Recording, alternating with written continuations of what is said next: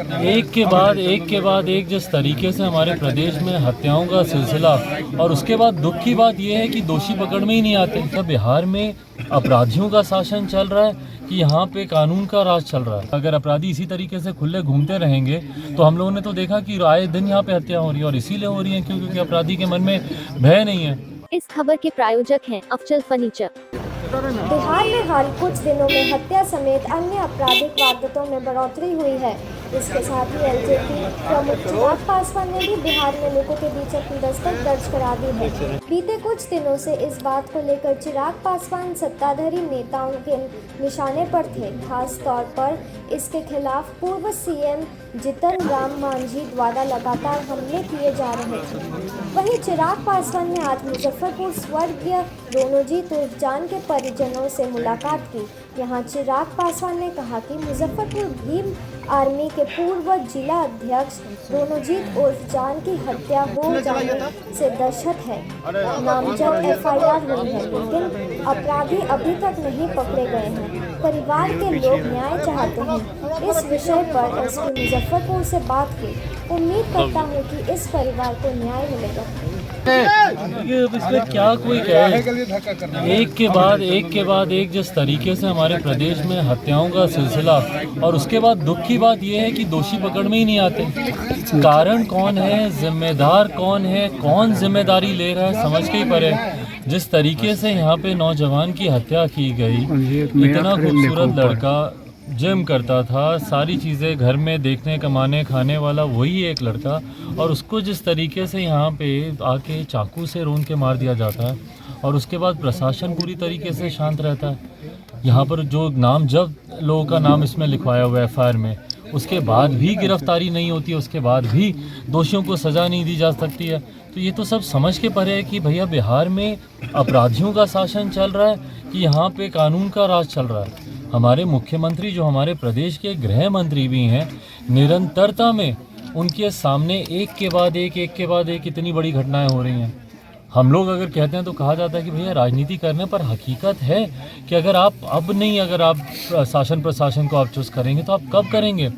एक के बाद एक जिस तरीके से वहाँ पे रुपेश की हत्या की गई, आज दिन में मैं वहाँ पे था, उनको यहाँ पे आके सामने दिन दहाड़े उनको गोली से भून दिया जाता है। यहाँ पे चाकू से एक के बाद एक इतने वार किए जाते हैं कि अस्पताल जाते जाते इंसान मर जाता है। और उसके बाद जिस तरीके से प्रशासन की तरफ से कार्रवाई की जानी चाहिए थी, वो कार्रवाई नहीं होती। आज भी परिवार 6 दिन 7 दिन के बाद आज भी ये लोग सब इंतज़ार में बैठे हैं कि गिरफ्तारी होगी, तमाम दोषियों को सज़ा मिलेगी। सज़ा मिलना तो दूर की बात है, जितने लोग जिनका नाम इन्होंने लिखवाया, उनके छोटे भाई अमर, इन्होंने सामने इन्होंने देखा है, इन्हीं के पीछे सब भाग कर आए, इनको पता है कि कौन लोग हैं, उसके बाद भी प्रशासन की तरफ से गिरफ्तारी नहीं होती है। और जिस तरीके से बेबसी में पूरा परिवार है यहाँ पर, कल को मान लीजिए आए तो इन्हीं के पीछे थे, इन्हीं को ही मारने आए थे अमर को, पर उनके भाई बीच में आए, उनकी हत्या कर दी गई। तो कल को इस परिवार की सुरक्षा कौन करेगा? यहाँ पर जिस तरीके से यहाँ पे क्यों नहीं इनके परिवार को यहाँ पे सुरक्षा दी जा रही है, क्यों नहीं यहाँ पे पुलिस तैनात की जा रही है? कल को मान लीजिए इन्हीं को कुछ कर देता है, इनकी माता को आके कुछ कर देता है, इनके पिताजी को आके ये लोग कुछ कर देते हैं बदला लेने के लिए।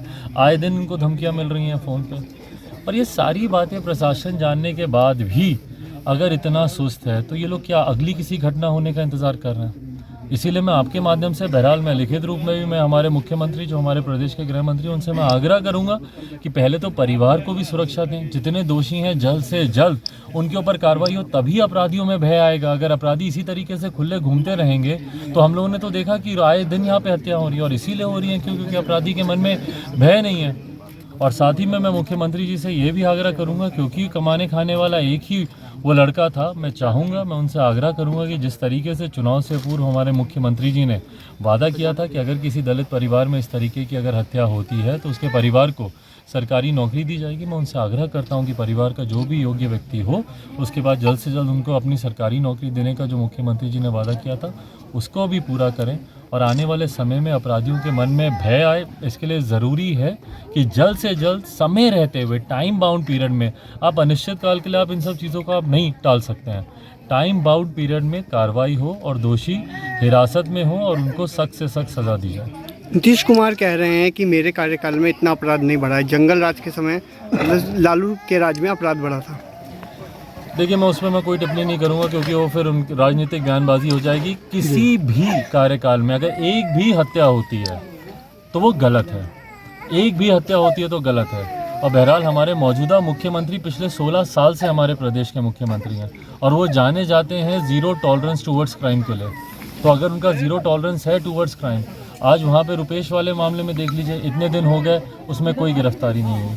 यहाँ वाले मामले में देख लीजिए, जॉन वाले मामले में देख लीजिए, यहाँ पे अभी तक कोई सुराग इनको सामने नहीं मिल रहा। बल्कि यहाँ पे तो नाम दे रखे हैं, रुपेश वाले में तो चलिए फिर भी अभी तक कोई सुराग नहीं है, किसी ने नाम नहीं दिया, किसी ने बताया नहीं। यहाँ पे तो सबके नाम इन्होंने सामने दे रखे हैं। तो इसीलिए बस मैं उनसे आग्रह करूंगा कि जल्द से जल्द गिरफ्तारी हो और सख्त से सख्त सजा दी जाए। अगर गिरफ्तारी नहीं होती है तो क्या करेंगे? आगे क्या रणनीति रहेगी? मैं कोई उसमें नहीं जा रहा कि कौन इसका संरक्षण दे रहा नहीं दे रहा, बट हाँ कहीं ना कहीं अपराधी बेलगाम है और उनको कानून का डर दिखाना सरकार की ही जिम्मेदारी है। अगर कार्रवाई नहीं की जाती तो क्या करेंगे? अगर कार्रवाई नहीं की जाती है तो क्या करेंगे? लोजपा क्या करेगी? देखिए लोजपा की तरफ से, जैसा मैंने कहा, इसको राजनीतिक मुद्दा हम लोग बनाना नहीं चाहते, पर लोजपा की तरफ से भी जितने भी हमारे कार्यकर्ता हैं यहाँ पर कल जाएंगे, मेमोरेंडम भी देंगे। हम लोग यहाँ पे एसपी साहब से ही मेरी आज बात हुई है, तो हम लोग अपनी तरफ से जितना बन पड़ेगा उतने हम लोग प्रयास करेंगे। सर सरकारी नौकरी के बारे में क्या करें? अब फर्नीचर खरीदे मुजफ्फरपुर के अफजल फर्नीचर से। यहाँ मिलेंगे फर्नीचर के विशाल रेंज, वो भी होलसेल प्राइस में और लाइफ टाइम गारंटी के साथ। तो देर मत कीजिए, तुरंत पहुँचिए अफजल फर्नीचर और लकड़ी और प्लाई के किसी भी तरह के फर्नीचर की करें खरीदारी। विशेष जानकारी के लिए डायल करें 9931485437 पर।